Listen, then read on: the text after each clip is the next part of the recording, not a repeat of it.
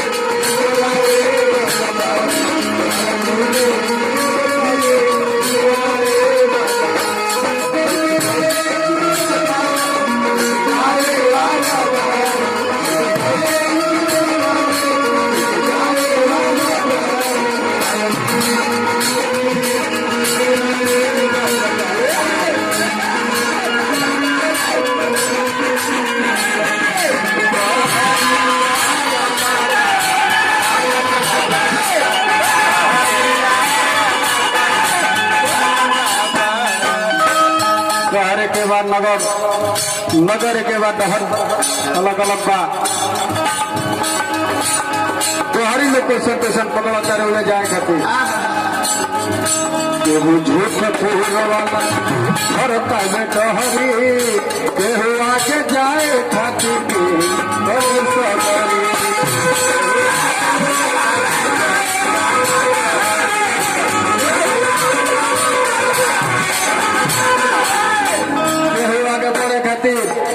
गाड़ी मोड़ करे वाला के केहू तेरे जाने चल जाओ। पहला नंबर हमारे लागू मंदिर में श्रद्धा से मतलब नहीं है। पुजारी जी के 10 रुपया दे के पहुंचा हमारे भोग चढ़ो।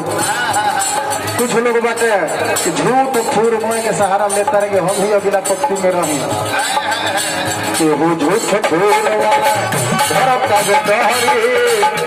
आगे जाए खातिर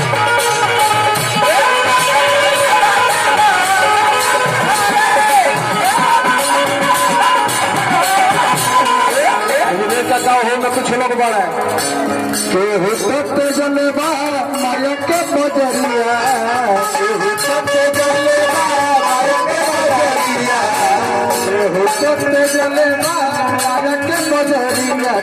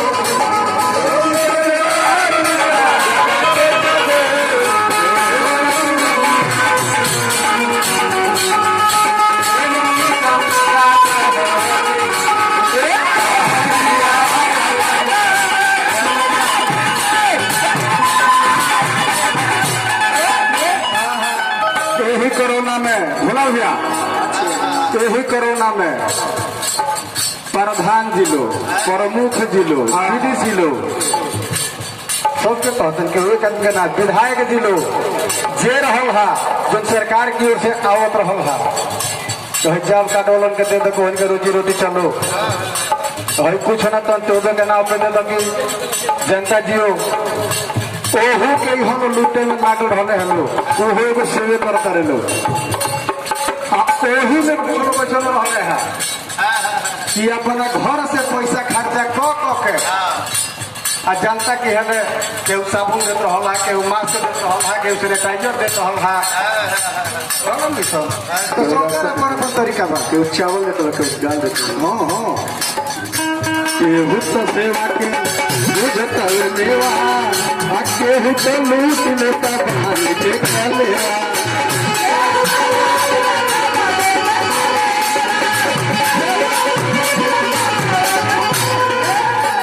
केहू तो सेवा के बुझता है मेवा, कि चलो सेवा करते हमारे के ऊपर वाला दी है। आ वही जो कुछ लोग बढ़े पूरा ठेकेदार लिखिए तो बहुत बहुत पुरस्कार। ये एगो हमारा लेखा लोगों के हर्ष के विषय में ऐसा गाना बोलो इनाम दे सब बताओ मैं तो सुनिए कि जितने फुहर गई उतने अधिक इनाम मिले, बहुत ज्यादा इनाम दे रहा भैया हमारा खाना रखला है। केहू तो सेवा के बुझता है मेवा, केहू तो मेवा लेके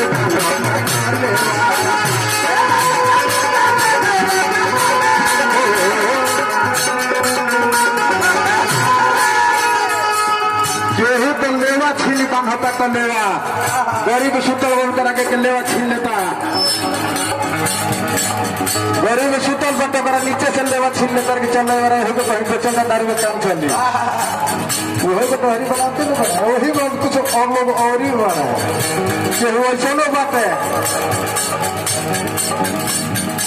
ये पेंशन लाई जो बाप महतारी बाड़ा का कवरा करके नहीं खोल दे। वही जो कुछ लोग बाड़ा है कि दोनों तरह बाबू भाई के सेवा में लागत बढ़े वही को हरी है वही जाके ना कितना हो सब पूजता रे बाप महतरिया, पूजता रे बाप महतरिया, हो सब पूजता रे बाप महतरिया हरिया।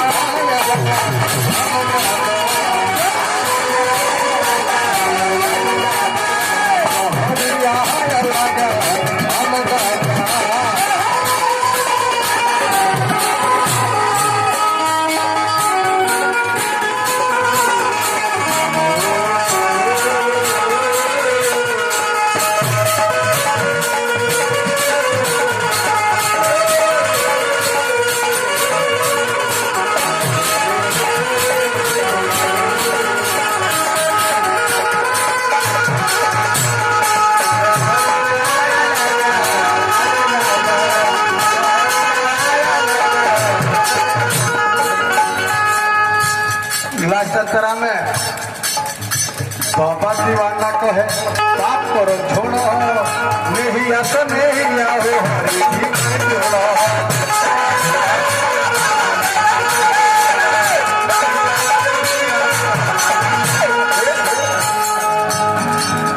इक्कीस वर्ष का राइटर देने वाला 44-45 वर्ष के हो गए, जाने वाला 21 वर्ष का रहने वाला कंप्यूटर बाबा लोग का है। तब मुख्य बात गीत के बाद बाबा दीवाना कहे, बाबा दीवाना कहे पाप करम छोड़ो नहीं आसा नहीं आवे, नहीं आसा नहीं आवे।